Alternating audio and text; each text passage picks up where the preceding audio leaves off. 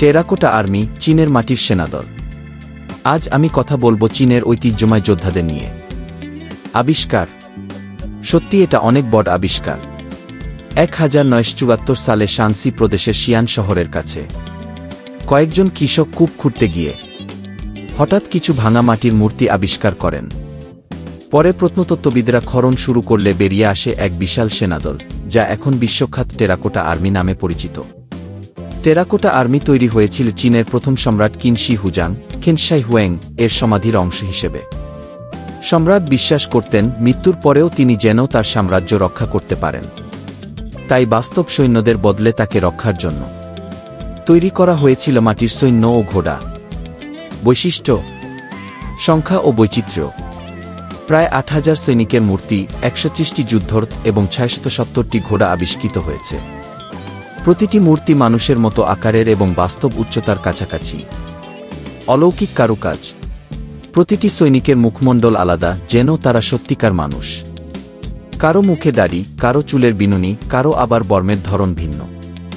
সেনাদলের বিন্যাস: সামনের দিকে পদাতিক সৈন্য, পাশে অশ্বারোহী বাহিনী, পেছনে যুদ্ধরথ, একেবারে যুদ্ধের প্রস্তুতির মতো সাজানো।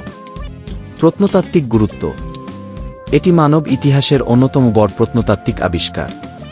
চীনের প্রাচীন সামরিক কৌশল, পোশাক, অস্ত্র ও সংস্কৃতি সম্পর্কে অমূল্য তথ্য দেয়া।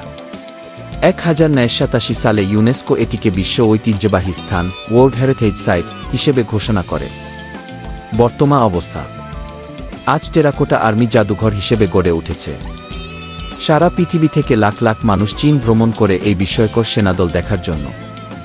সংক্ষেপে বলা যায়, টেরাকোটা আর্মি শুধু মাটির মূর্তি নয়, বরং প্রাচীন চীনের শক্তি, শিল্পকলা ও সম্রাটের অমরত্বের স্বপ্নের প্রতীক।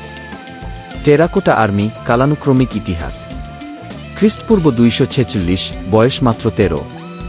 কিং শি হুজাং সিংহাসনে বসেন। মৃত্যুর পর রক্ষার জন্য তিনি বিশাল সমাধি নির্মাণের পরিকল্পনা করেন। খ্রিস্টপূর্ব 221 কিং শি হুজাং পুরো চীনকে ঐক্যবদ্ধ করে প্রথম সম্রাট হন।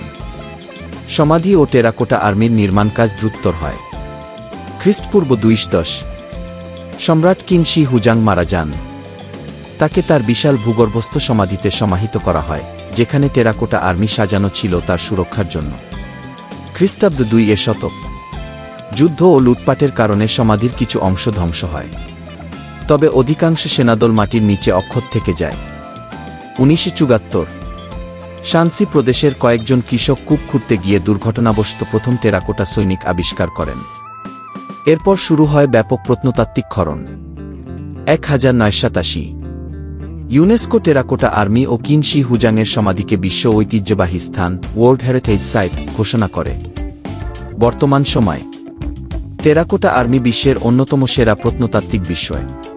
প্রতি বছর লক্ষ লক্ষ পর্যটক চীন ভ্রমণ করে এই মাটির সেনাদল দেখতে।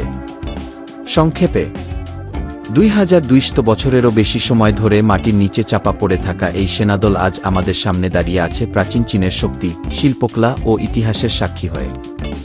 আমরা নিয়মিত তথ্যমূলক ভিডিও দিয়ে থাকি। একটা লাইক করবেন। ধন্যবাদ।